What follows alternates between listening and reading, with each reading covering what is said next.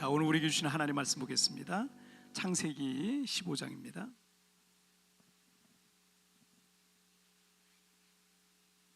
자, 창세기 15장 1절부터 7절까지의 말씀. 지난주에 이어서 아브라함에 관한 말씀 계속 나누고 있습니다. 자, 창세기 15장 1절부터 7절까지의 말씀 한 절씩 교독할 때 제가 1절 말씀 먼저 봉독해 올리도록 하겠습니다. 이후에 여호와의 말씀이 환상 중에 아브라함에게 임하여 이르시되 아브라함아 두려워하지 말라. 나는 내 방패요 너의 지극히 큰 상급이니라. 아브라함이 이르되 주 여호와여 무엇을 내게 주시려 하나이까. 나는 자식이 없사오니 나의 상속자는 이 다메섹 사람 엘리에셀이니이다. 아브라함이 또 이르되 주께서 내게 씨를 주지 아니하셨으니 내 집에서 길린 자가 내 상속자가 될 것이니이다.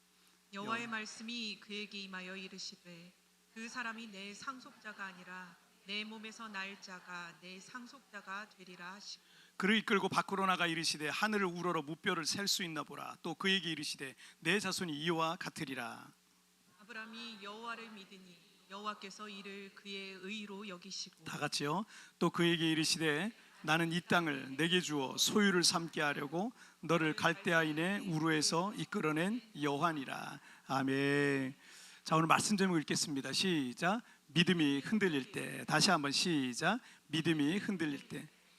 저와 우리 성도들은 이 필리핀에 살고 있고 또 우리 자녀들은 여기서 이제 학교를 다니고 있는데 처음 이 비행기를 타고 낯선 이곳에 도착하셨을 때 여러분은 좀 어떠셨어요?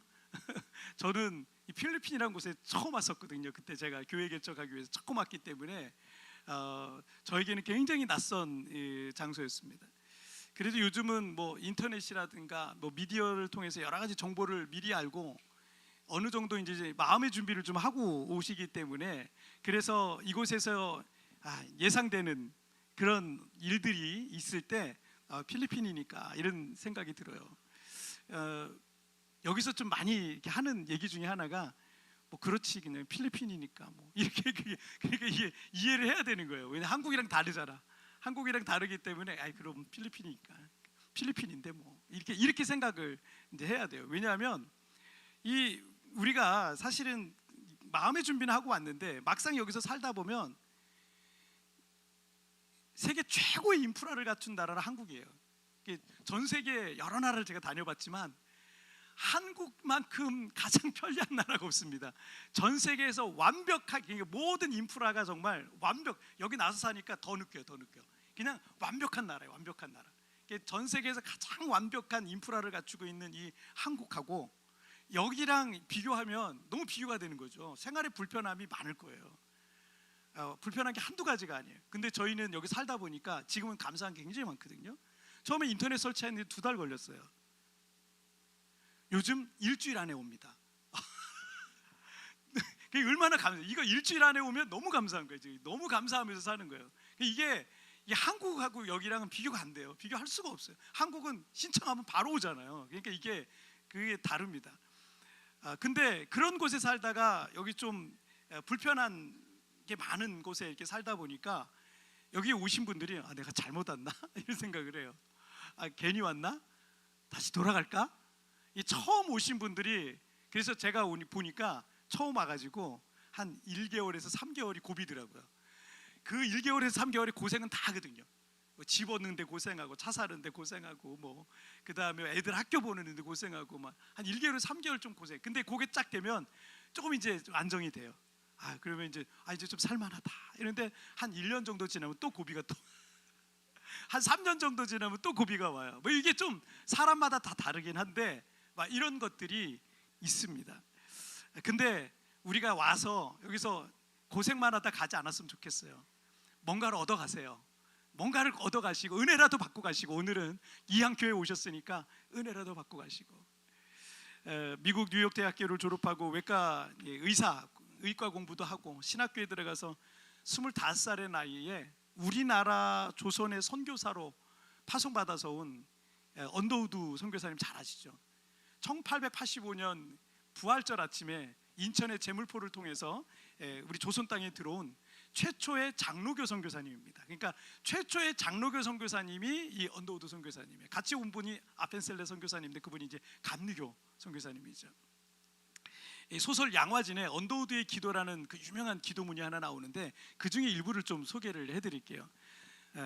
지금은 아무것도 보이지 않습니다. 메마르고 가난한 땅, 나무 한 그루 청청하고 시원하게 자라오르지 못하고 있는 땅에 저희들은 옮겨와 앉아 있습니다. 보이는 것은 고집스럽게 얼룩진 어둠뿐입니다. 어둠과 가난과 인습에 묶여있는 조선 사람뿐입니다. 지금은 그저 경계와 의심과 멸시와 박대만이 가득한 곳이지만 이곳이 머지않아 은총의 땅이 되리라는 것을 믿습니다. 주여 내 믿음을 붙잡아 주소서. 아멘. 아마 천국에서 만약에 우리 그 언더우드 선교사님 이 상황을, 한국의 상황을 안다면 너무너무 기뻐하시지 않았을까 이런 생각이 듭니다. 지금부터 140년 전에 25살에 아주 촉망받는 미국 청년이 이 극동아시아의 망해가던 나라, 우리나라가 그때 일본에 의해서 망해가고 있었거든요. 망해가고 있던 이 가난한 나라 조선 땅에 왔을 때 그가 느끼는 문화적 간극은 굉장히 컸을 거예요. 미국은 그때만 해도 빌딩이 올라가고 있었습니다. 건물들이 올라가고 막 엄청 철도가 이 미국 대륙 전역에 깔리고 있었어요.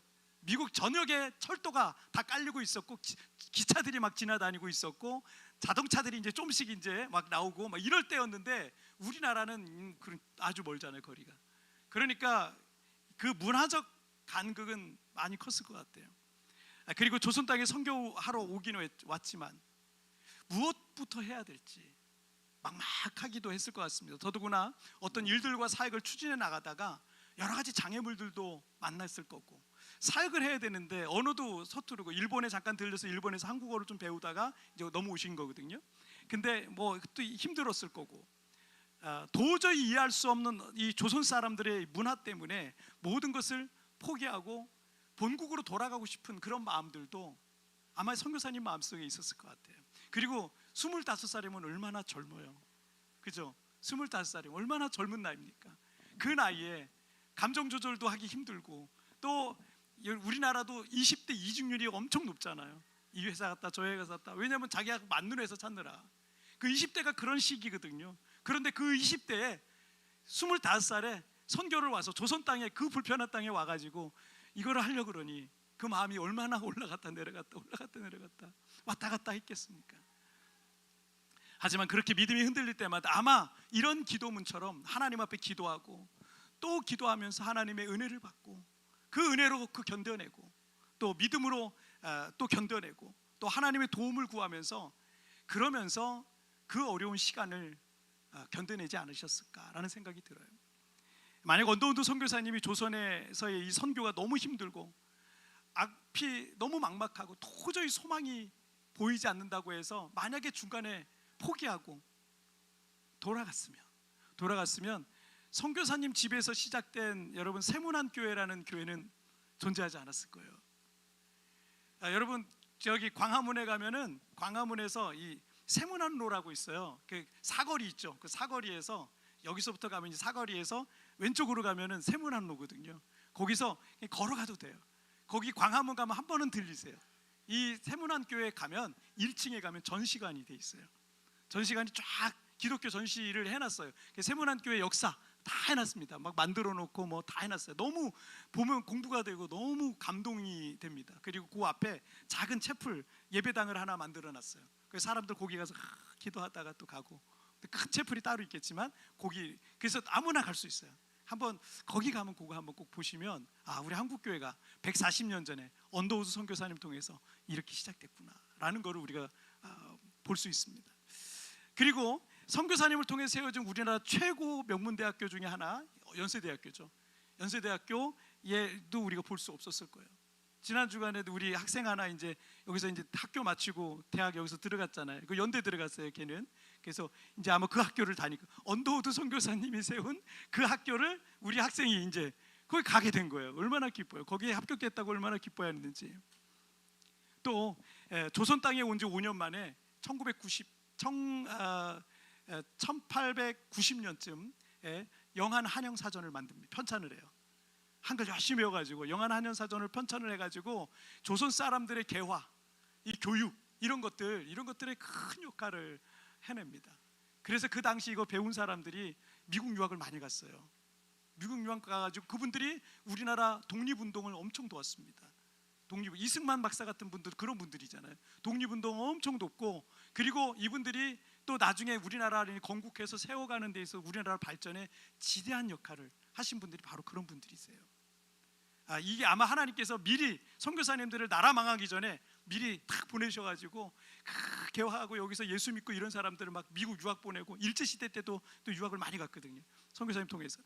그러면서 우리나라가 그 유학생들이 지금까지도 많은 거예요. 중국, 인도 다음에 우리나라인데 인구 비율로 하면 세계 넘버원, 미국 유학이 넘버원이 한국 사람이에요. 그렇게 많아요. 그렇게 많아요. 인구 비율로 하면 비교가 안 되죠. 우리나라가 넘버원으로 제일 많습니다. 선교사님 파송 숫자도 미국 다음으로 뭐 요즘은 뭐 브라질도 굉장히 많은데, 그런데 인구 비율로 보자면 우린 인구가 적기 때문에 우리가 미국보다 더 많은 그런 선교사님을 파송하고 있는 그런 나라가 우리나라. 이 언더우드 선교사님 보면 깜짝 놀랄 만한 그런 일들이 지금 있는 거죠. 자, 우리가 예수님을 믿고 신앙생활을 시작했지만 살다 보면 왜 두렵고 염려되고 걱정될 만한 일이 없겠습니까?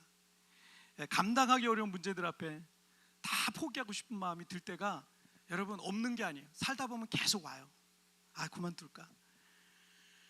그런 장애물들 만날 때마다 우리의 믿음까지도 막 흔들릴 수도 있을 겁니다. 그러나 누구에게나 위기는 올 수 있어요. 인생을 살다 보면 누구에게나 위기는 올 수 있지만, 그 위기에 눌려서 모든 걸 잃는 사람이 있는가 하면 어떤 사람들 같은 경우는요, 그 위기 속에서 더 강해집니다.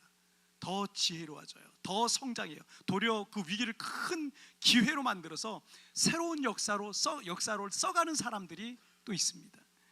여러분, 우리가 어떤 문제를 만났을 때 오늘 우리가 좀 두 가지를 좀 기억했으면 좋겠어요.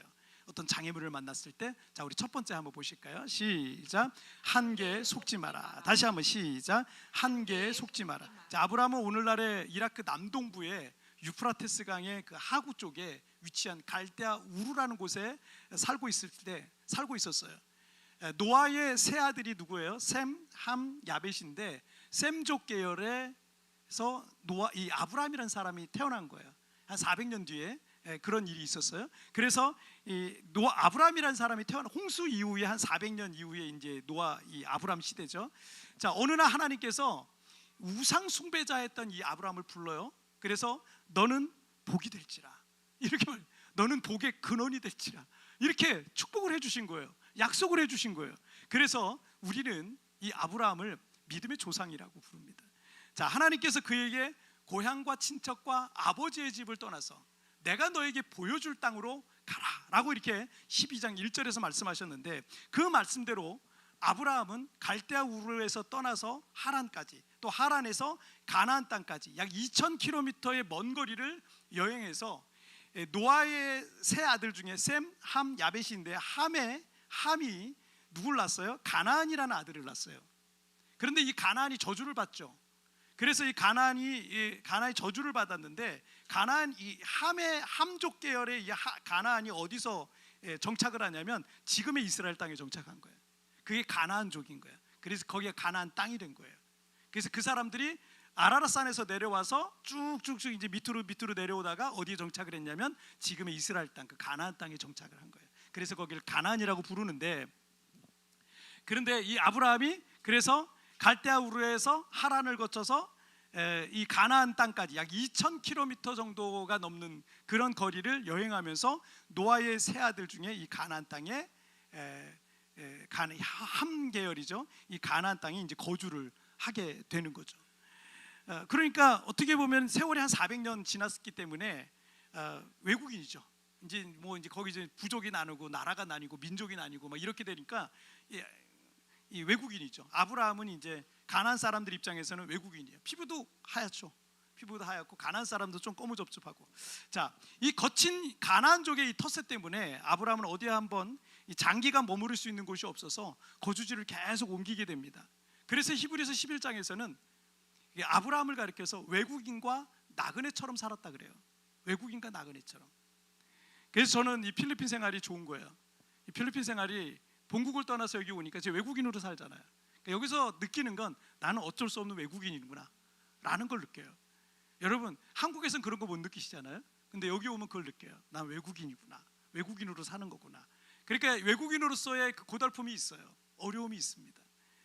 그런데 이 외국인으로 살면 항상 고향을 그리워하고 본국을 그리워하는 것처럼 우리가 영적으로 외국인과 나그네처럼 살 때 우리가 천국을 그리워하는 삶을 살게 됩니다. 그런데 이 세상이 전부인 것처럼 살면 절대 그 사람은 천국을 사모하지 않습니다. 천국을 그리워하지도 않아요. 자, 그래서 아브라함이 그 나그네처럼 외국인처럼 살다가 소돔이라는 지역의 조카 롯이 거기 내려가 살았는데 북방의 연합군이 그 약탈을 하러 와가지고 소돔을 멸망시키고 그리고 사람들을 다 잡아갔는데 거기에 아브라함의 조카 롯이 끼어 있었던 겁니다. 그걸 알게 되고 아브라함의 생각에는 계획이 없던 전쟁에 휘말리게 됩니다. 그래서 여러 종들을 데리고 가고 또 여러 부족을 연합해서 같이 올라가서 그 뒤쫓아가서 그 야간 기습 작전을 통해 또 아브라함이 이제 그들을 이제 무찌르고요. 롯과 그의 가족을 다시 되찾아온 거야. 그리고 소돔왕을 만나게 되죠. 거기서 멜기세덱도 만나고 그러면서 소돔왕에게 가져온 전리품을 다 줘버립니다. 왜냐하면 소돔왕 통해서 부자가 됐다는 소리를 듣고 싶지 않아서 나는 모든 복의 근원은 하나님께 있다라는 이 소리를 듣고 싶어가지고 그래서 다 줘버리고 그리고 빈손으로 와요. 빈손으로 이제 집으로 돌아가고 있는 중이었습니다. 자, 그래 이제 오늘 본문이 이제 시작되는 거예요. 창세기 15장 1절 한번 읽어볼까요? 시작. 이후에 여호와의 말씀이 환상 중에 아브라함에게 임하여 이르시되 아브라함아 두려워하지 말라. 나는 내 방패요 너희 지극히 큰 상급이다. 자, 집으로 되돌아오던 이 아브라함 마음에 갑자기 공허함이 확 밀려오는 거예요. 여러분 큰 행사 같은 거 하고 나면 그 정말 엄청나게 열심히 했는데 그거 딱 끝나잖아요. 갑자기 공허함 같은 게 그게 무슨 행사 증후군 뭐 이런 거 있어요. 행사 끝나고 오는 그런 공허함 같은 게 있거든요. 그런데 그런 공허함이 확 밀려오는데 그런데 그 318명의 종들을 데리고 와서 목숨 걸고 그 전쟁을 해가지고 그 사람들 되찾아다 좋은 일 한 거죠. 좋은 일 한 건데 그 다 소돔의 백성들도 다 돌려보내고 롯도 그 소돔으로 다시 돌려보내고 그 다음에 심지어 전리품까지 하나도 취하지 않고 전리품까지 다 돌려보내고 아브라함이 집으로 돌아오는데 아브라함은 지금 종들 318명 중에 이 사람들이 다 멀쩡하겠냐고요.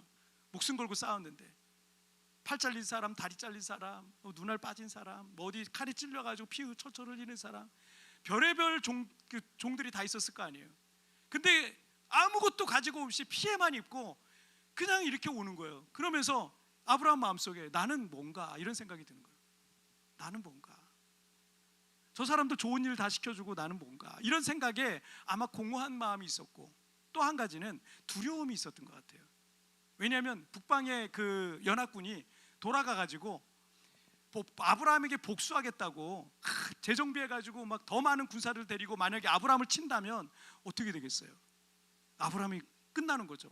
아브라함이 뭐 하나님께서 약속하신 복의 근원이니 뭐 믿음의 조상이니 뭐 약속의 땅을 기업으로 받느니 뭐 이런 거는 이루어지기도 전에 아브라함뿐만 아니라 아브라함 집안 자체가 완전히 멸족할 수밖에 없게 된 거예요.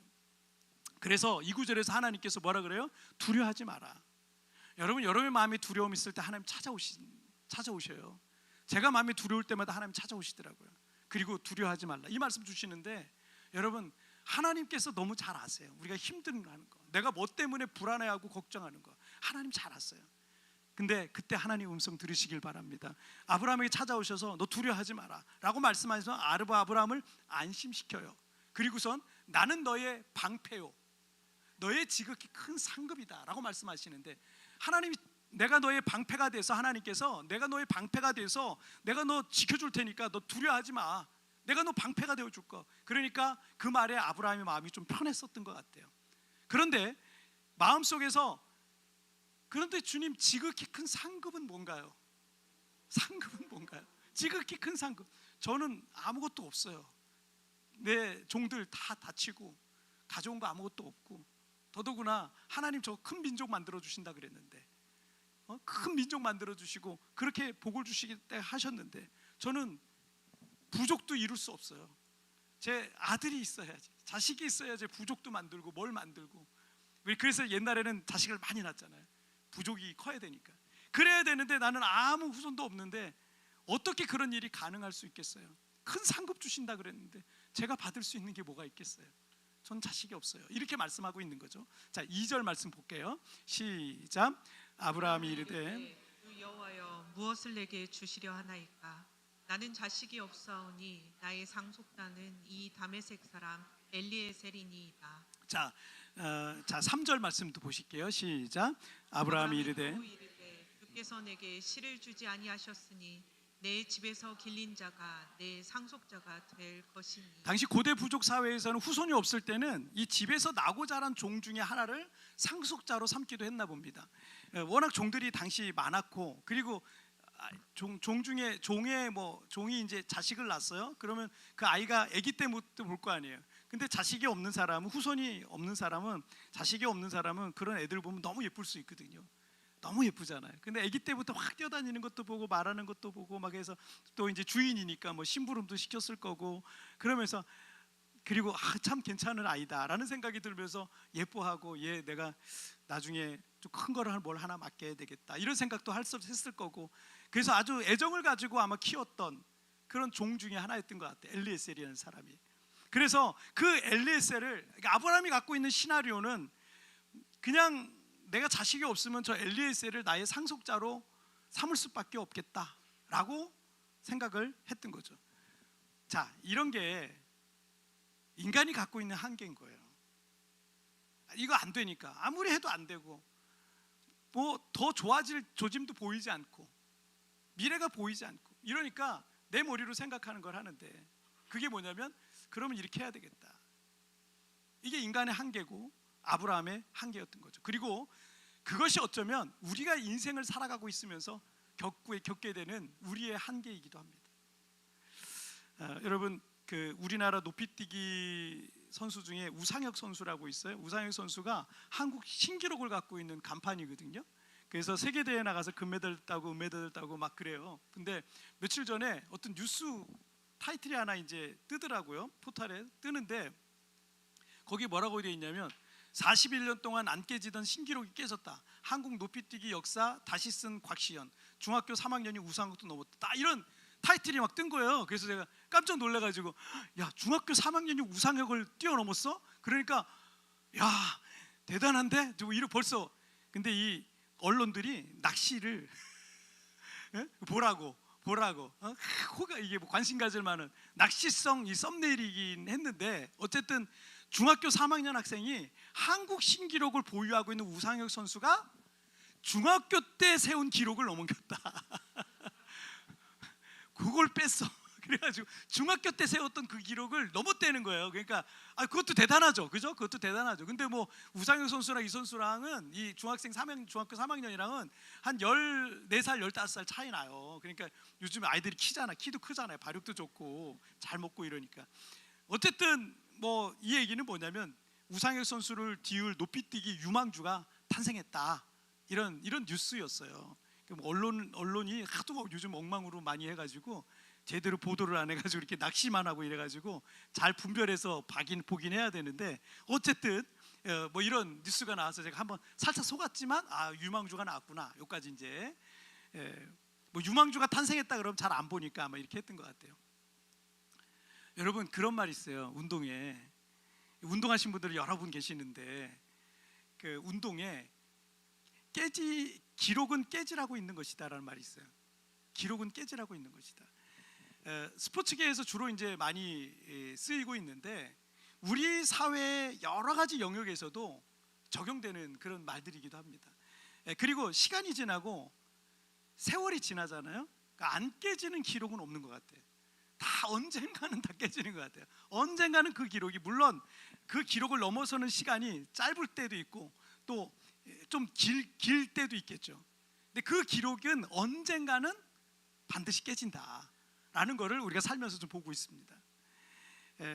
여러분, 마이크로소프트를 창업한 이 빌 게이츠는 제가 기억하기로 수십 년 동안 세계 1위 부자였어요. 수십 년이에요. 수십 년. 여러분, 수십 년 동안 이 부자 자리를 한 번도 안 뺏겼어요. 이 사람이 계속 제 1등 부자였어요. 제가 기억하기로는 처음에는 뭐 30조 원, 40조 원 막 50조 원 뭐 이렇게 올라가다 나중에 70조 원, 80조 원 때 제가 그 기록을 본 것 같은 랭킹을 본 것 같은데, 근데 우리는 뭐 1조가 얼만큼인지도 모르잖아요. 1조가 얼만큼인지도 모르는데 70조 원, 80조 원 그 기록 가지고 세계 1등 부자 자리를 계속 수십 동안 유지를 하더라고요. 대단한 재산가죠. 대단한 재산가. 지금은 이 2배 정도가 늘었어요. 그래서 지금 160조 원, 170조 원 정도 된다고 합니다. 감동이 없잖아요, 여러분. 170억 원 그러면 와 이럴 텐데 지금 감동이 없어요. 지금 얼마인지를 모르시니까 감동이 없어요. 저도 감동이 전혀 없어요. 뭐 이게 오는 게 없는데 160조 원, 170조 원 됐대요. 엄청난 거죠. 엄청난 건데, 그래서 야 이런 기록은 깨질 수가 없는 거. 어마어마한, 우리의 상식 밖을 넘어서는 엄청난 금액이잖아요. 이 기록을 안 깨질 누구도 못 깰 수밖에 없는 그런 기록 아닌가. 왜냐하면 컴퓨터 사는 사람들마다, 저도 윈도우 프로그램을 쓰는데 다 그 윈도우 프로그램이 자동으로 들어온단 말이에요. 그 윈도우 프로그램에 제가 컴퓨터 살 때마다 빌 게이츠한테 로열티를 지불하고 있는 거예요. 그러니까 이 기록을 어떻게 깹니까? 다 컴퓨터 쓰는데. 자, 하지만 비교 불가한 부자가 하나 등장했는데, 테슬라와 스페이스 X를 창업한 일론 머스크예요. 저랑 나이가 비슷해요. 저보다 좀 어린가? 어쨌든 그래요. 그런데 이 사람의 재산이 얼마냐면 7천에서 8천억 불이라는 거예요. 모르겠죠. 달러로 하니까 모르겠죠. 저도 모르겠어요. 이게 조로 하니까 우리나라 원화로 계산하니까 1000조 원 이상입니다. 1000조 원 이상. 1000조 원, 1100조 원, 1200조 원 막 이렇게 가는 거예요. 1000조 원 이상. 감이 안 오잖아요. 전혀 감동이 없잖아요, 여러분. 이게 빌 게이츠가 몇 조라고요? 160조. 근데 지금 뭐 일론 머스크는 1000조예요. 빌 게이츠는 이 순위가 좀 떨어졌어요. 근데 일론 머스크는 계속 1등이에요. 이 1000조 원을 깰 사람이 없는 거예요. 깰 사람이. 어마어마한 부자인 거예요. 어마어마한 부자인 거예요. 물론 이 부자도 언젠가 또 다른 누군가에 의해서 깨질 수 있겠죠. 또 다른 누군가에 의해서, 이 기록이. 그러니까 우리가 빌 게이츠가 처음 부자였을 때 그냥 수십조 원 정도면 어마어마한 부자다. 이거는 뭐 옛날엔 백만장자라는데, 백만장자란 말은 요즘 쓰지도 않아요. 백만장자는 아주 졸군 거예요. 요즘은 백만장자 쓰지도 않아.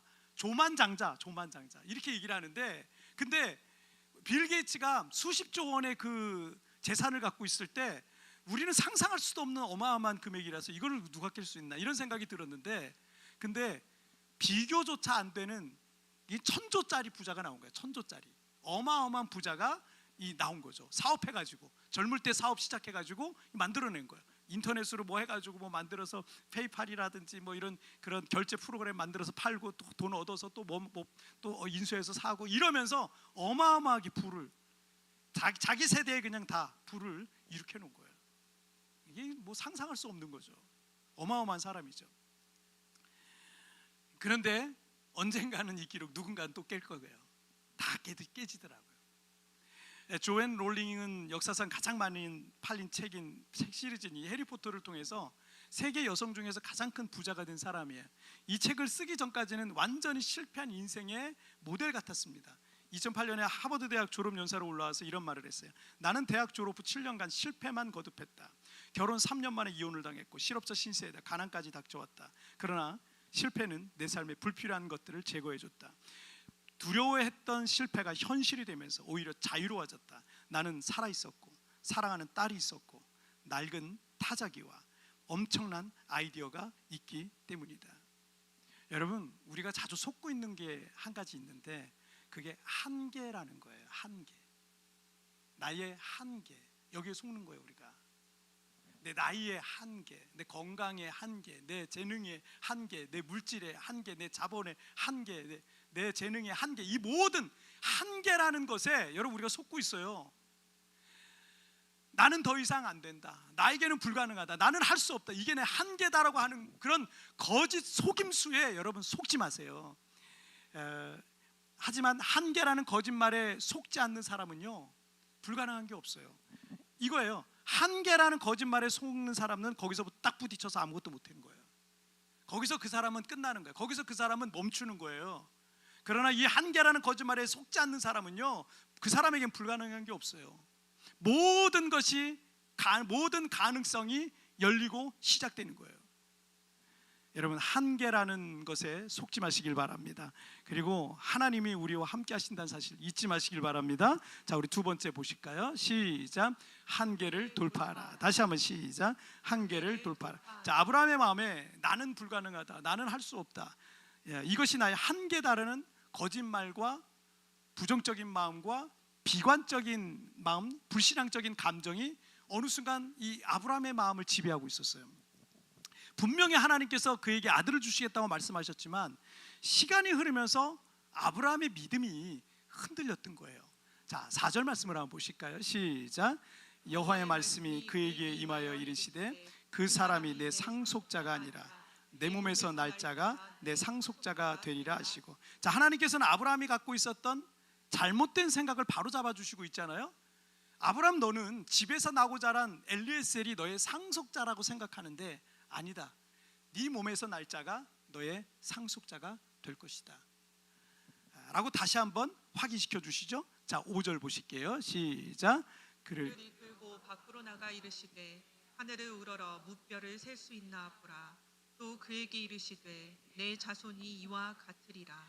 자, 우리가 시골만 내려가도 이제 별이 보이잖아요. 필리핀에서도 별은 자주 볼 수 있어요. 우리 도시는 조금 공해가 이 대기 중에 좀 있어가지고 좀 덜한데 조금만 벗어나도 별이 뭐 얼마나 이쁜지 몰라요. 여러분, 반딧불 안 본 지 오래됐죠? 필리핀에는 반딧불이 있습니다. 까모테스에도 있고 보홀에도 있고 팔라완에도 있고 가면 반딧불이 있는 지역이 있어요. 이렇게 하면 잡혀요. 손에 이렇게 하면 여기 기어다니고. 근데 아까 일부 예배 때 우리 학생들이 많은데 얘 얘기는 무슨 반딧불이 도대체 뭔가 뭔지 몰라요. 저는 그거 병에다 담아서 이렇게 모아가지고 장난도 치고 이게 불도 보고 막 그랬던 시절을 제가 살았었는데, 근데 우리 아이들은 모르더라고요. 그게 공기가 맑은 데만 있는 데, 아주 깨끗한 데. 여러분, 제가 살던 시대에도 그 맑은 하늘에 그 수많은 별들을 보면서 막 이랬었는데, 여러분, 4,000년 전 아브라함이 바라보던 그 별은 얼마나 많았을까요?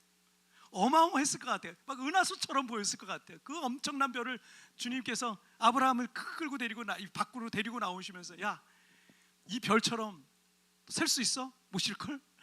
이 별처럼 네 자손이 많아질 거야 라고 시청각적으로 보여주시면서 확인시켜 주시는 거예요. 자, 6절 말씀 보실게요. 시작. 아브라함이 여호와를 믿으니 여호와께서 이를 그의 의로 여기시고. 자, 우리 앞에 어떤 문제가 있어요. 어떤 장애물이 버티고 있을 수 있지만 그런 것들을 돌파해 나갈 수 있는 방법이 믿음입니다. 믿음. 아브라함의 상황은 변한 게 아무것도 없잖아요. 똑같아요. 나이도 그렇고 지금 인식 못하는 것도 그렇고 똑같아요. 아무것도 없었어요. 하지만 아브라함이 하나님의 말씀을 믿었고 이것을 하나님께서 그의 의로 여기셨다는 거예요. 자, 그의 의로 여기신다는 얘기는 뭐냐면 하나님께서 아브라함을 위해서 일하신다라는 거예요. 하나님이 인정하시는 사람이 됐다면 하나님이 그를 위해서 일하신다라는 거예요. 그래서 아브라함의 힘으로는 할 수 없지만 그가 믿는 하나님은 그 모든 장애물을 돌파할 수 있는 힘을 주시고 능력을 주신다라는 거예요. 그래서 그가 진짜 믿음이, 이 사람들이요, 우리 교회 다니잖아요. 교회 다니면 다 믿음이 있는 줄 알아요. 교회 다니면 다 천국 가는 줄 알아요. 아닙니다. 없는 사람도 있고요, 천국 못 가는 사람도 죄송한 얘기지만 있어요. 그가 진짜 믿음이 있는지 없는지는요, 그 사람의 한계치에 왔을 때 그 믿음이 확인돼요. 그 사람의 한계에 왔을 때, 평안할 때, 일이 잘 될 때 아무리 믿음이 좋아 보인다 할지라도 그거 모를 일이에요. 그의 진짜 믿음은요, 위기의 때, 그의 한계의 끝에서 자신이 믿음이 있다는 걸 증명하게 될 겁니다. 제가 부목사로 사역할 때 전도사로 또 부목사가 돼서 한 10년 사역했어요. 사역하다가 새로운 교회에 이제 부임을 하게 됐습니다. 목사님이랑 인터뷰를 하고 얘기를 하는데 목사님께서 이제 작년부 교구를 이제 돌보면서 그 교구는 좀 작은 교구였는데 300~400명 정도 되는 교구였어요. 그 교구를 이제 돌보면서 부서 사역을 하나 해야 된다. 그래서 중고등부 사역을 하라 그러시는 거예요. 중고등부 부서 사역을 맡겨주셨어요. 중고등부는 제가 전도사 시절부터 오랫동안 해왔기 때문에 한 거의 뭐 10년 동안 했기 때문에 사실 조금 익숙했습니다. 이 중고등부에 갔더니 선생님들이 한 10여 명 있더라고요. 많은 거죠. 그러니까 아이들이 한 7, 80명 정도 출석을 했어요. 그 작은 교육관에서 예배를 드렸는데 거기 한 7, 80명 빼곡하게 앉아가지고 바닥에 앉아가지고 예배를 드렸어요. 규모가 작은 교회에서 사역하던 저에게는 그 인원도 적지 않은 인원이라고 생각했는데 교사 회의에 제가 참석을 했어요. 부장 선생님을 비롯한 선생님들의 여러 가지 얘기를 제가 처음 온 사람이니까 막 말씀해 주시는데 불만이 많더라고요. 불만이 굉장히 많았어요. 그해 중고등부 목사님이 일단 2번 바뀌었다는 거예요. 2번 목사님 중간에 그만두셨는데 학생하고 목사님이 싸웠어요. 학생이 교회 나가버렸네. 그런 일이 있고 또 선생님하고 또 학생이랑 또 싸우네. 뭐 핸드폰을 뺐느니 안 뺐느니 하면서 그리고 애가 막 소리 지르고 나가버리고 뭐 별의별 일들이. 그래서 애들 핸드폰 다 주라고 그랬어요. 다 주라고. 막 핸드폰 애들이 핸드폰 보니까 핸드폰 왜 보겠어요? 지금 제 설교 안 듣고 딴짓하는 분은 제 설교가 은혜롭지도 않고 재미도 없으니까 그런 거예요. 선우 갑자기 핸드폰을 내려. 그치? 선우는 해도 돼요. 그 일이 또 뭐 급한 게 있으니까 이거 뭐 24시간 쉴 수가 없는 사람이라. 그래서 그래가지고 뭐 하여튼간 그런 일들이 막 분위기가 너무 안 좋은 거예요. 그리고 중고등부 예배 드리는 장소가 너무 좁아서 애들이 그냥 바닥바닥 붙어 어깨가 다 붙어 있어 그냥. 거기밖에 예배 공간이 없어가지고 그래서 선생님들이 그러는 거야. 목사님 중고등부 부흥회도 애들 앉을 데도 없어요. 저한테 그러시더라고요. 불만 사항들을 이제 막 얘기하시는 거예요. 제가 부임하고 나서 이제 설교를 하고 선생님들이랑 같이 이제 이것저것 뭐 하고 막 이러는데 다행히도 이제 학생들이 이제 저를 좋아해 주더라고요. 저를 좋아해 주고 그게 잘 따라줬어요. 이 공간은 좀 협소했지만 그래도 아이들이 또 전도를 하더라고요. 야 우리 중고등부 좋아 그러면서 전도를 조금씩 하더라고요. 전도에서 아이들이 조금씩 늘어갔어요. 그러다 보니까 이제는 예배를 드리기가 어려울 정도로 애들이 막 서서 예배 드리는 애들도 있고 선생님들도 막 더 서 있고 막 이래요. 좁아가지고 그래가지고 이게 중고등부가 이게 더 성장하려면 뭔가 좀 다른 대안이 있어야 되는데 이게 우리 한계구나. 중고등부 그릇의 한계구나라는 생각이 좀 드는 거예요. 그 선생님들이랑 그래서 우리 중고등부가 주일날만 빌려 쓸 수 있는 상가 공간을 하나 얻자. 뭐 이렇게 된 거예요. 그래가지고 막 돌아다녔어요. 근데 비싼 거야. 우리 중고등부 재정으로 하기 너무 비싸고 또 교회에서 하기 또 달라고 그러기도 좀 미안하고 그래서 한 주만 주일날만 좀 쓰려고 선생님들이랑 여기저기 상가들도 다녀보고 막 무슨 막 허물어지는 집도 한번 보고 막 그랬는데 별 방법이 없는 거예요. 뚜렷한 뭐 방법이 나오질 않았어요. 어느 날 제 마음에 어떤 감동이 하나 있었는데 선생님들한테 먼저 얘기를 해주고 학생들한테도 얘기를 했어요. 이런 얘기예요. 얘들아 우리 중고등부가 더 크게 부흥하자. 더 크게 부흥해서 교육관에서 나오자. 그리고 저기 어른들 예배 드리는 데가 한 4,500명 들어갔거든요. 그 4,500명 들어가는 그 어른 예배당에서 우리 예배 드리자. 거기 넓으니까 우리 그거 달라 그러자 하고 그런 꿈을 꾸면서 같이 기도하자 그랬어요. 2년 뒤에 우리 중고등부가 7, 80명으로 시작을 했는데 딱 2년 지나고 285명이 됐어요. 출석만 285명이 출석하고 있었고요. 중고등부가 이제 좁은 교육관에서 벗어나서 본당에 들어가서 예배를 드리고 있었어요.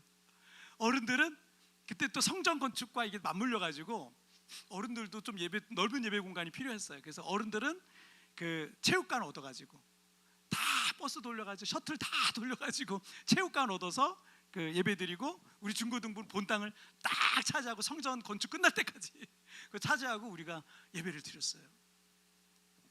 여러분 우리 중고등부가 아주 작고 힘이 없었지만 우리 아이들과 함께 선생님들과 함께 그 한계를 돌파했었던 거예요.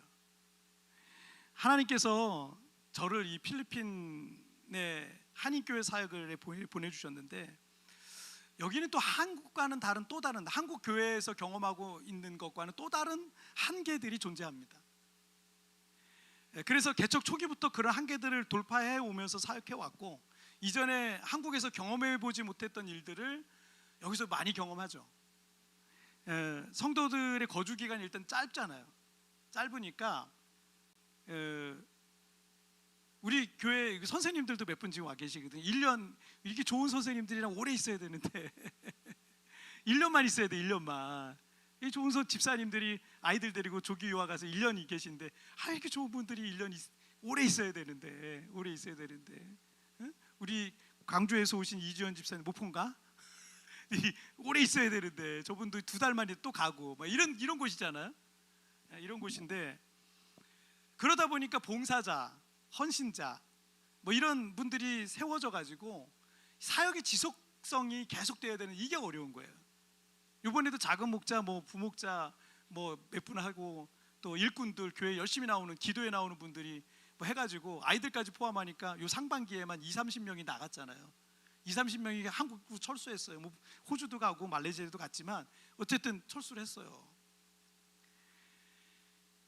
뭐 그러니까 이게 그런 게 쉽지 않은 거죠. 그런 게 일꾼 하나 세워서 이렇게 딱 이렇게 그분 통해서 어떤 사역을 한다는 게 쉬운 게 아니고 가끔 태풍도 있잖아요. 태풍도 한국에서는 그냥 아파트 속에만 딱 있으면 안전한데 여기는 제가 태풍으로 막 지붕 뜯겨가지고 물 폭포처럼 떨어지고 막 물 퍼내고 막 이런 적도 있거든요. 우리 권사님 저를 보면서 목사님 저는 지붕이 완전히 무너졌었어요. 지금 고개를 끄덕거리면서 그러시는데 그런 데도 있어요. 그런 경우 그런 태풍도 몇 번 저희가 센 태풍도 몇 번 만났고 지진도 몇 번 만났죠. 막 흔들리고 한국에서 못 경험하던 거죠. 2020년에는 코로나 팬데믹으로 90% 교민들이 다 철수했고 하늘길이 이제 막혀가지고 수년간 아무것도 아무도 이제 오고 갈 수 없는 그런 상황이 됐어요. 교회도 그러다 보니까 한 몇 년 동안 성도들이 들어오지도 않고 90%가 나갔으니까 교회 유지하는 것 자체가 여기가 그냥 숨만 쉬어도 그냥 건물 유지비만 한 300-400만 원 정도가 나와요. 숨만 쉬어도 이 건물 유지비가 월세를 비롯해서 전기세를 비롯해서 요즘도 전기를 많이 쓰더라고. 그래서 막 전기세가 100몇십만 원씩만 나오는데 한국 돈으로 아주 감사해요. 그래서 저는 가서 불 끄고 다니는데 어쨌든 그게 이런 곳이에요. 근데 여러분 헌금 들어오는 게 없어요. 그러면 성도들이 안 들어와요. 예배 드리는 사람 2사람 3사람 여기 앉아서 예배 드리고 막 그랬다니까 몇 년 동안. 코로나가 이제 좀 괜찮아진다 싶더니 여기저기서 전쟁이 터지네. 전쟁이 터지면서 관광객이 일단 우리 관광업 하시는 성도님들 계시는데 관광업이 그냥 완전히 죽어버리는 거예요. 그리고 유학생들도 한국 유학생들도 확 줄었어요. 이런 상황들이 된 거예요. 지금 제가 필리핀 한인교회 협의회를 제 소속이 돼 있는데 거기 보니까 교제하다 보니까 목사님들이 한인교회를 안 하고 그냥 현지교회로 그냥 하시더라고요. 한인이 더 이상 없는 거예요. 한인교회가 문 닫는 한인교회들이 여러 개 생겼어요. 올해만 해도 여러 개. 이게 현실입니다. 자, 여러분 우리 인생에는 이런 일들이 있을 수 있습니다.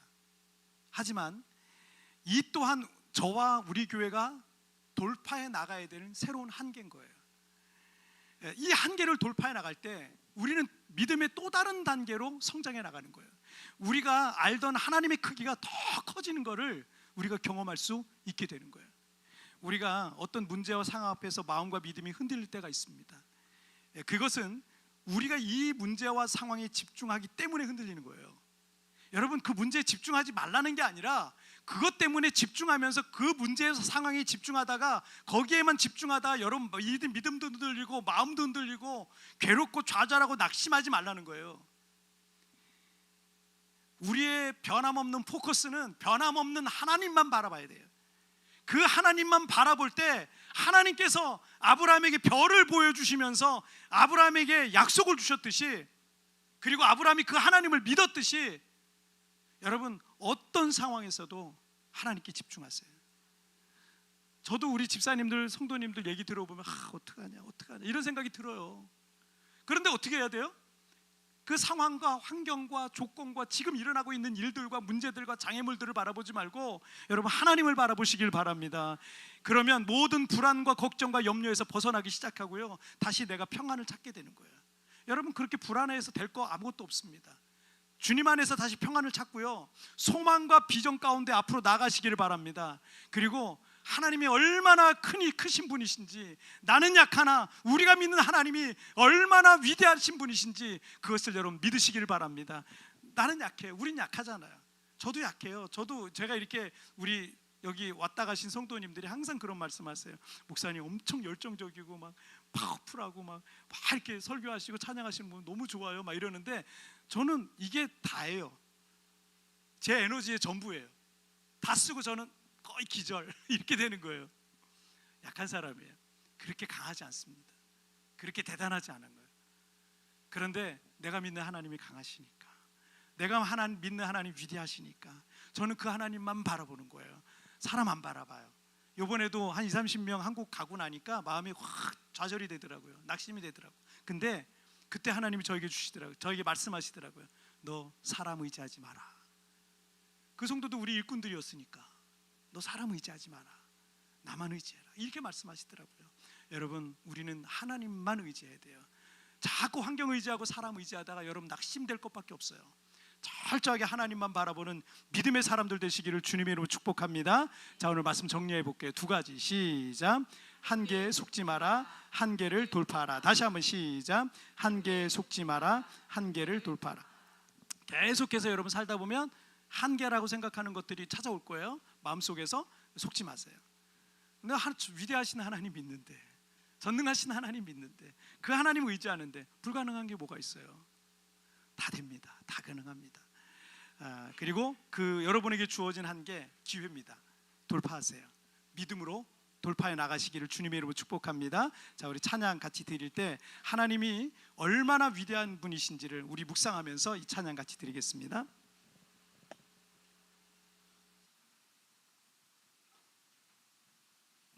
반주 해주세요. 오늘 반주자가 바빠요. 오늘 밥단번이에요. 우리 작은 목자 집사님인데 밥단번이랑 그냥 아침 예배 드리, 일부 예배 드리고 밥하러 갔다가 또 반주하러 왔다가 지금 엄청 바쁩니다. 자, 우리 찬양 같이 드리겠습니다.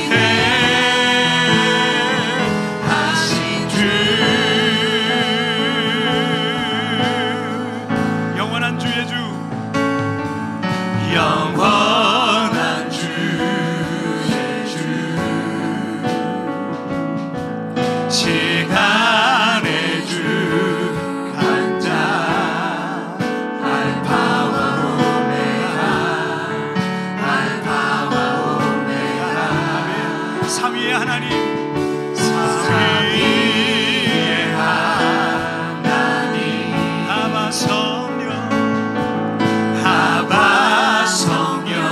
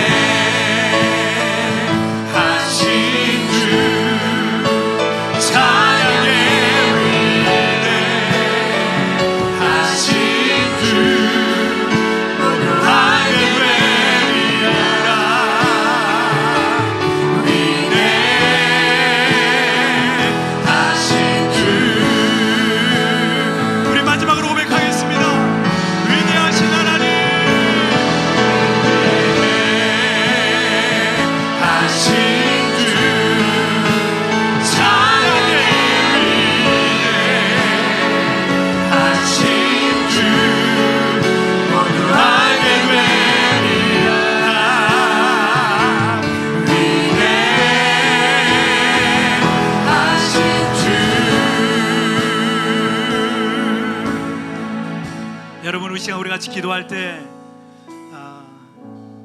제가 여기 개척하려고 우리 가정 예배 드릴 때 2012년이었던 걸로 제가 기억하는데, 그때 우리 가정 예배 드릴 때 저희 아들이 그런 기도를 대표로 마지막으로 기도를 했었는데, 이런 기도를 했어요. 하나님이 얼마나 위대한 분이신지 세부에 있는 사람들이 다 알게 해 주옵소서. 그 기도를 저는 믿습니다. 하나님이 얼마나 위대한 분이신지 하나님 우리 교인들이 이제 알게 될 거예요. 그리고 이 세부에 살고 있는 사람들이 알게 될 겁니다. 여러분, 내가 먼저 그 사실을 알아야 되겠죠. 하나님이 얼마나 위대한 분이신지 여러분 두려워하지 마세요. 모든 한계가 있지만 그 한계라는 거짓말에 속지 마시고요, 그 한계를 믿음으로 돌파해 나가십시오. 아브라함이 여호와의 말씀을 믿었어요. 그래서 믿음의 조상이 될 수 있었던 겁니다. 불가능해요. 불가능할 수 없어요. 그러나 믿으면 됩니다. 하나님께서 나와 함께하여 주시고, 나의 인생에 함께하여 주시고, 우리의 가정에 함께하여 주시고, 우리의 교회에 함께하여 주시옵소서. 여러분의 말씀을 기억하면서 다 같이 우리 합심하여 기도하시겠습니다. 살아계신 하나님 아버지 감사합니다. 오늘도 아버지 하나님 주께서 우리에게 아버지 하나님 은혜를 주시고, 오늘도 주님을 사모하는 마음으로 아버지 하나님 믿음으로 나아가게 하여 주시니 정말 감사합니다. 하나님이 얼마나 위대한 하나님이신지 아버지 내 인생을 통해 증명하는 삶을 살게 하여 주옵소서.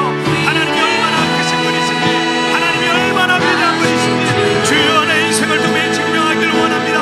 하나님의 살아계심을 증명하기를 원합니다. 나의 삶을 통해 하나님의 역사를 증명하고 간증하는 삶이 되게 하여 주옵소서. 우리 교회가 그것을 간증하게 하여 주시고, 아버지 우리 성도들이 그것을 간증하게 하여 주시고, 아버지 우리 공동체가 그것을 간증하고, 이 세부 땅이 하나님이 얼마나 위대한 분이신지, 하나님이 얼마나 위대한 분이신지 알게 하여 주시옵소서. 하나님 나를 도우시옵소서. 역사하여 주시옵소서. 주님 감사합니다. 주님 감사합니다. 살아계신 하나님 아버지 감사합니다. 우리는 하나님을 믿습니다.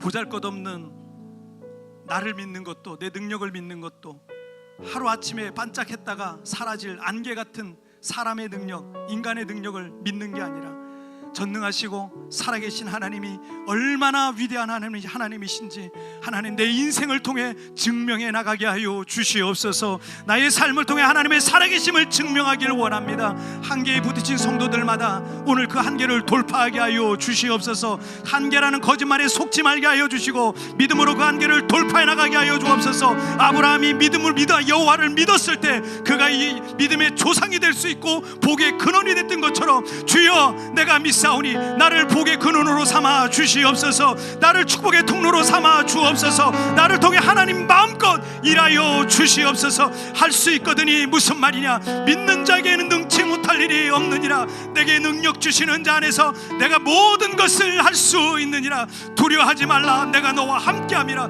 놀라지 말라. 나는 너의 하나님이 됨이라. 내가 너를 굳세게 하리라. 참으로 너를 도와주리라. 참으로 나의 의로로서로 너를 붙들리라. 말씀하시고 약속하신 주님, 그 약속 붙들고 나아가오니 주여 내 삶 가운데 하나님의 살아계심과 하나님의 위대하심을 증명하는 삶으로 나를 써주시고 사용하여 주시옵소서. 믿음이 흔들리고 마음이 약해져 있는 이들마다 오늘 아버지의 성령을 부어주시고, 그 성령으로 말미암아 다시 한번 믿음으로 일어나는 우리 성도들 되게 하여 주옵소서. 오늘도 우리와 함께 하시고 나를 붙드시고 함께 하신 그 주님을 찬양하며 이 모든 말씀 우리 주님 예수님의 이름으로 기도하옵나이다.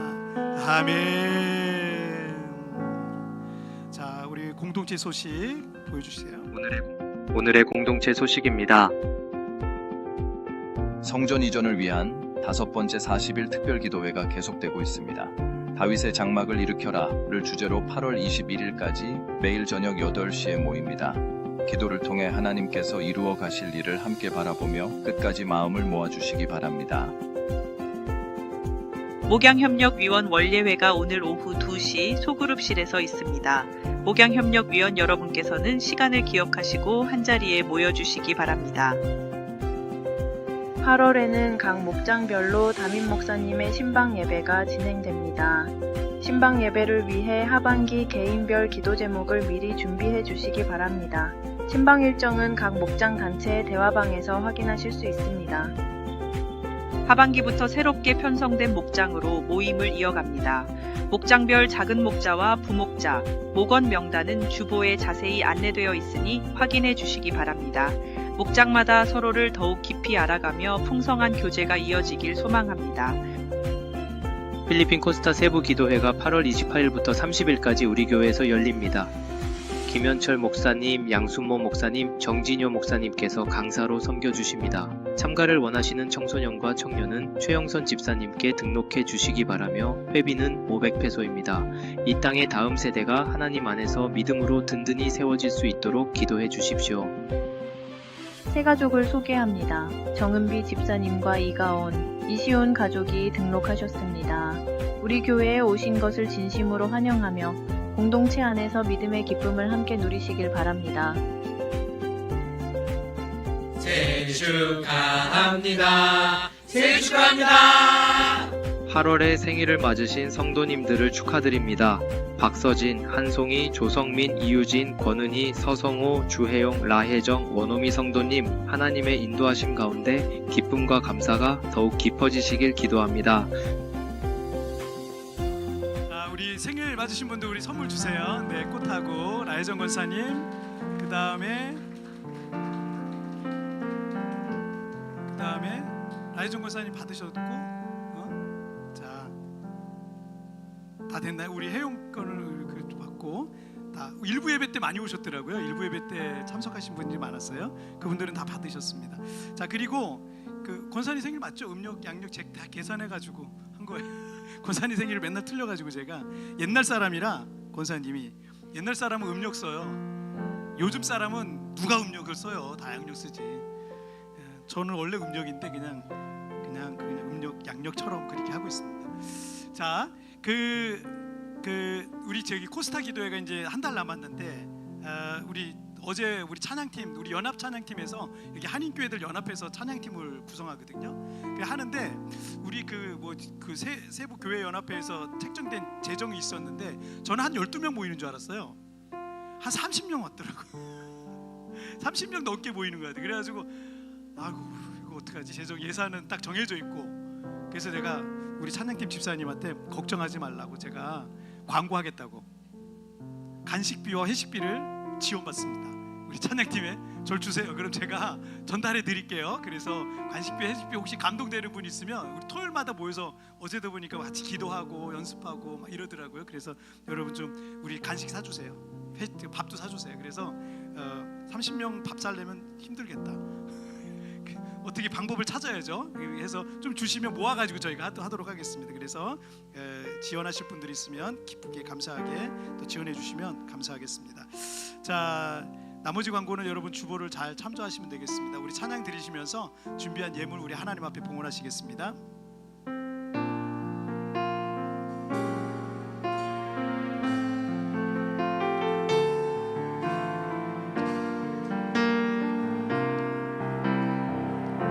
하나님의 자녀,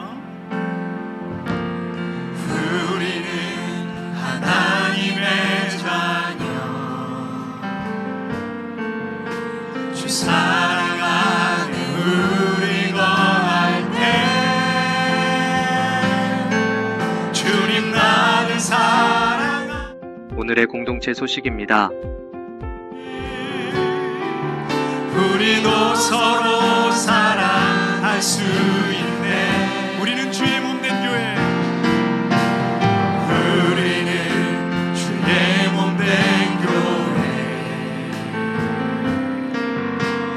뭐든지 제가 하나 될 때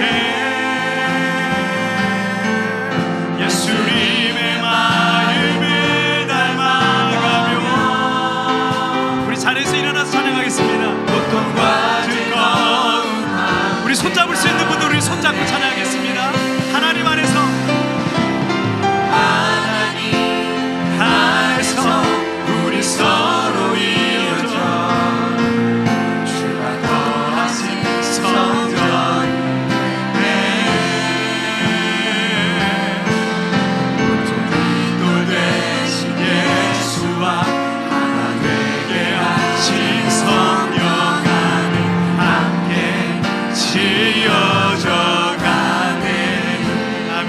박수로 영광 돌리겠습니다. 아멘. 우리 좌우에 계신 분들의 인사 나누시죠. 네, 한 주간 승리하세요. 한 주간 승리하세요. 그리고 여기 맨 앞에 우리 양치용 목사님 오셨는데 우리 박수로 환영하겠습니다. 오랜만에 우리 목사님. 네, 목사님 이천 성광교회 목사님이세요. 자, 우리 기도하겠습니다. 하나님 아버지 감사합니다. 오늘도 하나님의 귀한 은혜를 받고 또 예배를 드리고 우리 자신을 하나님 앞에 예물로 올려드리지만 또 물질을 또 구별해서 하나님 앞에 준비된 예물을 봉헌합니다.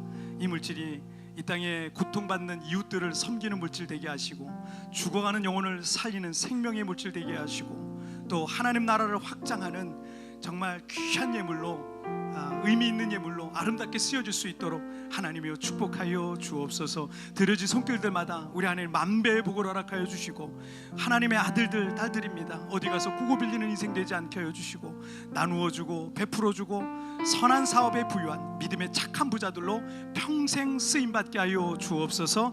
우리 성도들의 생업의 복을 주시고 또 기업의 복을 주시고 직장의 복을 주시고 재정의 복을 주셔서 새나가는 물질 없게 하여 주시고 정말 하나님께 온전히 영광 돌리는 축복의 가정들 되게 하여 주옵소서. 지금은 우리 주 예수 그리스도의 은혜와 우리 하나님 아버지의 다함이 없는 사랑하심과 성령 하나님의 위로와 교통과 내주와 충만하신 은총이 오늘 하나님 앞에 믿음으로 삶을 살아내기로 결단하고 돌아가는 온 성도들 위해 지금부터 영원토록 함께 계시기를 축원하옵나이다. 아멘.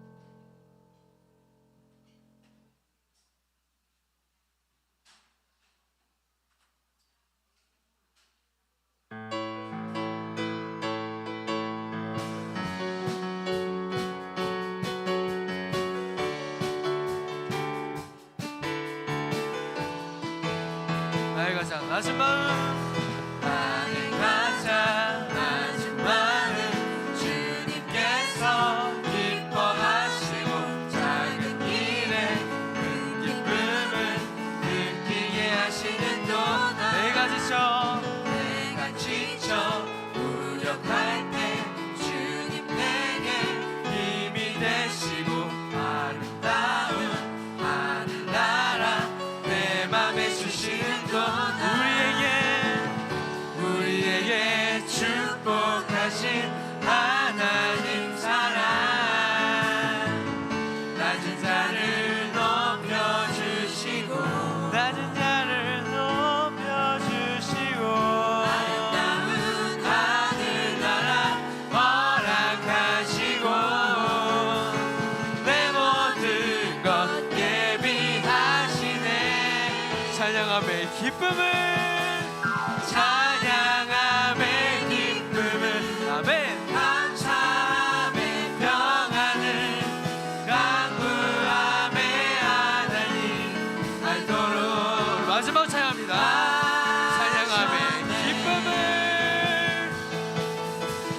찬양함의 기쁨을 아멘. 감사함의 평안을 강구함의 하나님 알도록